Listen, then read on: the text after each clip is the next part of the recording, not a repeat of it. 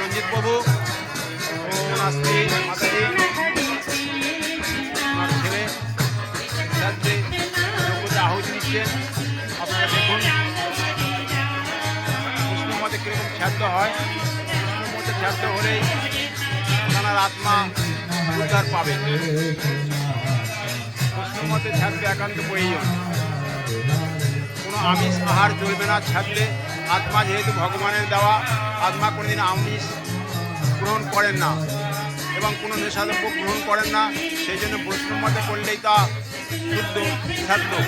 শ্রাদ্ধ মানে শ্রদ্ধা সহকারে এবং শুদ্ধ আচারে শ্রাদ্ধ করা, তাকেই বলা হয় শ্রাদ্ধ। বৈষ্ণবরা একমাত্র শুদ্ধ, তারা কোনো রকম নেশা কোনো আমিষ আহার করেন না। সেই জন্য বৈষ্ণব মতে তার আত্মাকে উদ্ধার করার একমাত্র উপায় বৈষ্ণব মতে শ্রাদ্ধ করলেই।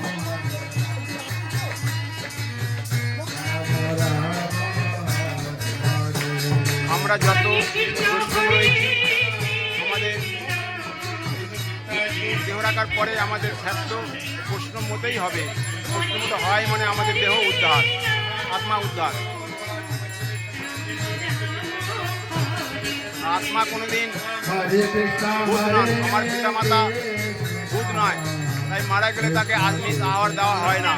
ভূতেরা আমিষ আহার করে, কোনো আত্মা মানে ভগবান আমিষ আহার করে না।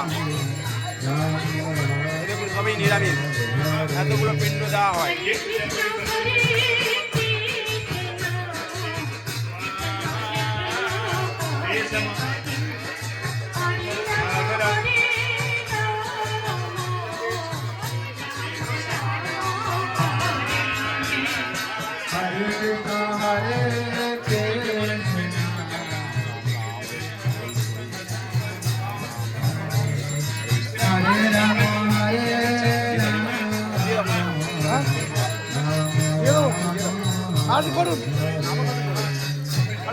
ভালো দেখবেন না লোক।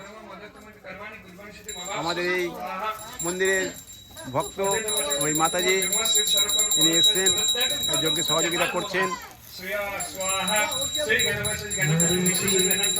এই আমাদের ভক্তের আর মা মারা গিয়েছে, এই বৈষ্ণবের সাথে চলছে রঞ্জিত বাবু, আর তিনি